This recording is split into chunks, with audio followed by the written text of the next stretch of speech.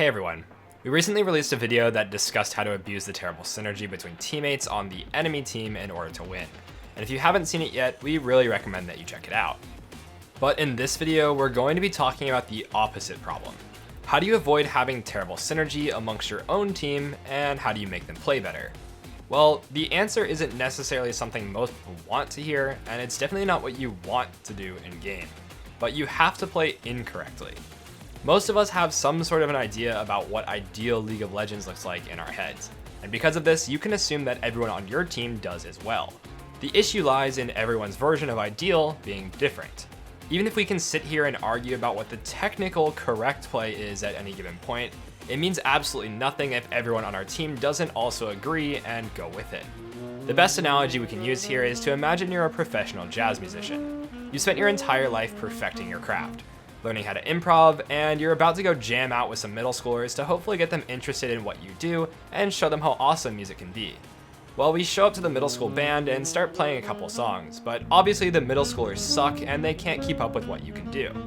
We're not going to yell at them and wonder why they're not as good as us because the answer should be obvious. We're just going to do our best to make sure the music still sounds good, even if they play wrong notes or fall out of time. If we're the better player in music and in League, we're going to make do with the situation no matter what. Instead of expecting our terrible teammates to somehow rise to the level of someone capable of adapting and making the best of a bad situation, we'll just do it ourselves. Another example you can use is a really great chef still making an amazing dish with random stuff in their kitchen. If you're truly good at what you do, you'll just be able to go with the flow. Okay, so enough analogies. Let's just get right to some gameplay, and we're going to use a couple of Smurf games that I recently played for some examples. To start off, I'm playing Talia into Shaco, and I'm massively ahead throughout the early game. Everything's going great. I kill mid, then dive bottom, and right after we get another kill onto the enemy bot lane as the wave bounces back. Well, even throughout games like this, there are going to be times where things don't go how you envision it. My Cho'Gath is also far ahead from some early ganks I did, so knowing this and having the damage to one-shot Gangplank, it's quite obvious to me that we should dive this. So in a perfect world, Cho'Gath walks up to auto Gangplank here, and then I can just freely hit without worrying about tanking tower. Cho'Gath currently has Tab Eyes and Bramble Vest, as well as about almost 2k HP, so he's certainly able to tank tower, and this should be really free, right?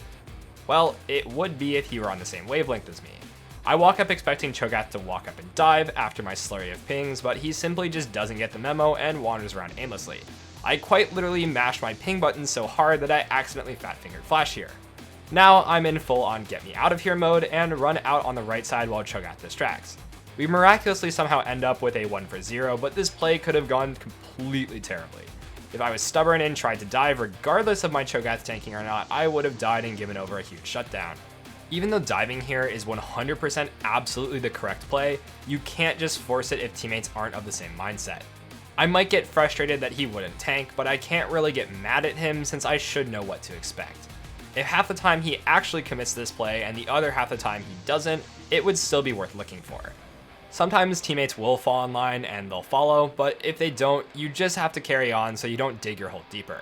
It's just important that you present as many winning opportunities to your teammates as possible, even if they only take a small percentage of them. Just like the famous quote goes, you miss 100% of the shots you don't take. You're essentially just passing the ball to your teammates and hoping they throw it, but you don't have control if the shot actually goes in or not, so you just keep having to keep passing to them until it lands. Later on in the same game, I recall after finishing a camp, and I'm sitting on a ton of gold. Pantheon is also in base right now, so knowing this, our bot lane should back up, right? Well, of course. So if they die here, it's definitely not my fault, but at the same time, I shouldn't expect them to play well, and now I just need to babysit. You can literally see on the minimap when Leona engages, and it does result in a kill, but this is a really risky time to fight in general because the enemy mid and jungler are both MIA. I basically just instant route to bot since I know this stuff is about to go down. I would absolutely love to just go farm my jungle and gank on a timer that's good for me, but that's just not going to happen. My bot lane has already started their play, and I just have to fall in line to make their risky play work out. I see all too often players go to their red here and try to gank after they farm. And while that's technically optimal for you, what's best for the game overall is not always going to align with your individual goals. We salvage the bad play that would have been a 1 for 2 and turn things around. It's just important not to be stubborn with what you want so you can work towards the greater good.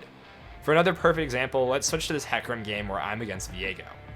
This game is going extremely well, but it's all the more important in these kinds of games to not throw your shutdowns around like free candy.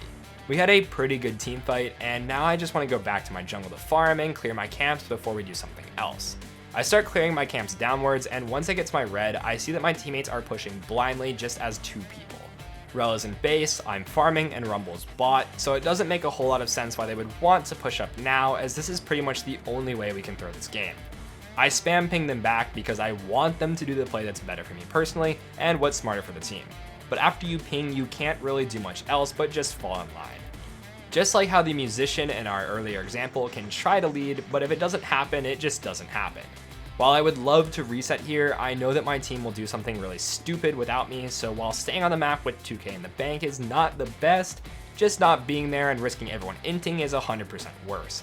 I show up mid to essentially stop my metaphorical child teammates from sticking their fingers in the electrical socket that is the enemy team. Sure enough, my Orianna puts a spoon in the outlet, but Dad is there after a hard day of jungle clearing to salvage the play.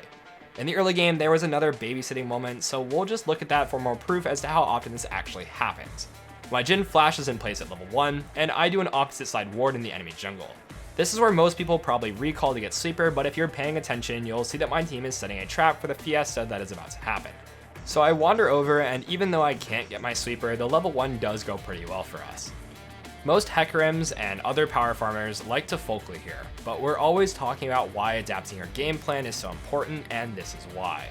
Now knowing that no one has flash, it's pretty important that I make sure none of my laners are going to sprint it, even at the cost of my own efficiency. Is folkloring here best for me? Absolutely, but for my team, that's just not the case. I end up doing Red Raptor's Krugs here just because I see my bot lane pushing and I want to make sure I can hover it in case their jungler wants to come bot while they're crashing the wave. Notice at the end how I hold my skill point, since if I want to full clear, I can still scale Q, but if I needed to counter gank, I would have leveled my E. I finished my recall after babysitting duty, and now we're going to do the same thing on the other side of the map. I watch top, and I'm just making sure my Rumble can't randomly die to a gank. So I'm just going to show up before the enemy jungler and make sure everyone is safe. While full clearing up and going top for this kill would have been the exact same result with one more additional camp, I wouldn't have been able to babysit my bot laners. So even though the technical best play would have been to clear up and do this, we can't really actually play it like that in the game. The point is that people will do dumb stuff, and if we want to get better, we need to be able to roll with the punches. Make things simple for your teammates. Use your brain so that you don't have to rely on them doing so. At the end of the day, we can only trust ourselves, so a lot of these plays will only work if you drop the ego and play around your teammates who are worse than you. Why would I rely on my bot lane managing the wave correctly when I can just show up and make it so that even if their wave management is bad, the situation still works? There are tons of examples that we didn't cover in this video, but the idea is exactly the same. Basically, just adapt to the people around you, instead of expecting your teammates to adapt to you. If you're truly better than them, doing this will allow you to climb. Obviously, you should suggest the correct play with pings, but when it doesn't happen, you can't really get upset. Adapt and evolve may be a Kha'Zix quote line, but it really is something we should all take to heart. By the way, we just want to make sure you all know where this guide comes from. Skillcapped. It's the best place to be if you actually want to improve at League of Legends. We have the best and the most League of Legends guides on the internet that really do work. The best part is you don't have to take our word for it. If you don't climb 5 divisions while actively using Skillcapped, you can claim a full refund. So give it a shot and get the rank you've always wanted for Season 11. Check us out right after this. Thanks for watching, and we'll see you next time.